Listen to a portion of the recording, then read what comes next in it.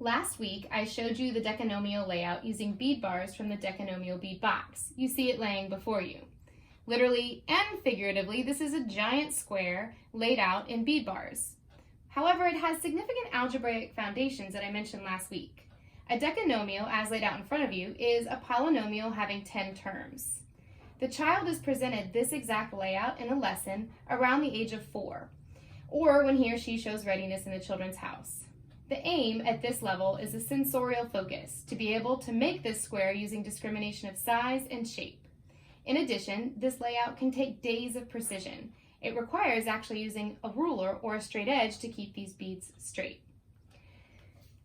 In this very first presentation that you see in front of you, the student might practice creating this large work. They'll look at the size and dimension, finding perfect squares, and maybe even replacing those. They'll also do the work of finding patterns of numbers, a key to understanding algebra. They'll also take notice of all the rectangles. In the second presentation of this work, a focus on skip counting and factors will have a numerical focus, and children will label these squares and rectangles using the multiplier, multiplicand, or product. Students were able to look at this square and skip count just as they would on a bead chain, starting at the top, 2, 4, 6, 8, 10, 12, and so on. In the third presentation, typically by the elementary level, the study of the decanomial square now places more of an importance on the diagonal and the squares of 1 through 10 as they're related to multiplication and powers. Students will be able to identify the perfect squares on the diagonal and replace them with those from the bead cabinet. For example, taking the 2 beads and making it a 4 square. Taking the 3s, which equal 9, and making it the 9 square. Mind you, these materials have been utilized since their introduction at the Children's House. So students are quite familiar with the use of bead cabinet material and the meaning. And this is a big no-no you see me putting down, not the same color of bead style, but in some cases, when we have a big work like this, we might pull from multiple sets.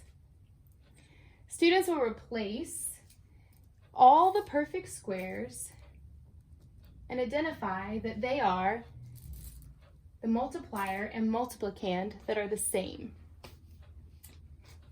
In the fourth presentation, again, typically in the elementary level, usually by the 3rd year, they'll start to use the study of the commutative law as it relates to multiplication and geometric concepts. Children discover that the commutative pairs are congruent, and commutative pairs can also make squares in some cases. They discover that the rectangles above the squares are congruent to the rectangles below the squares, and the squares are formed by equal base and height. We might ask them to label commutative pairs using labels that they can place over top of each one. So they might have the number 2 taken 9 times, which is 18. A rectangle whose height is tall and base is narrow. They also then might find its commutative pair, which would be 9 taken 2 times, which is also 18, with a larger base and less of a height.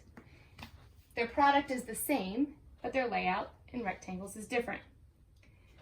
In the 5th presentation, the study of the decanomial square deepens by using this commutative law and having students replace more unstable rectangles with those that are a little bit more stable, such as, looking in this beginning row, this 9, or this 10 I should say, this 10 looks a little bit unstable. It's 9 little beads pushed all together, and they'll tell you from the layout that it's tough to do. So a student might exchange these 10 and place a bead bar. They might make this exchange all the way through this side, recognizing that it's much better and more stable if we make these exchanges. It's also, they'll tell you, a lot easier to set up.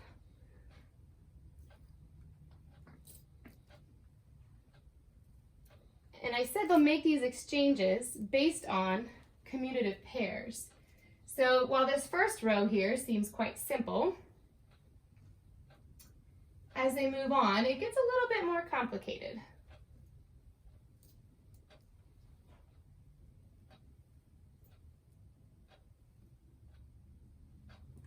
So they might notice that they can take, that what we just have at the top here in the left corner is, or up here we have 2 taken 1 time, and here we have 2 taken 2 times, and here we have 2 taken 3 times. So 2 taken 3 times is 6. And in the commutative law, we can also see where 6 exists right next door. We can also then replace these 6 with our 3 bead bars. And they might continue this practice all the way down. We know that 2 taken 4 times is 8, so we replace. 2 taken 5 times is 10, so we replace. 2 taken 6 times is 12. Again, excuse the discolored beads. 2 taken 7 times is 14.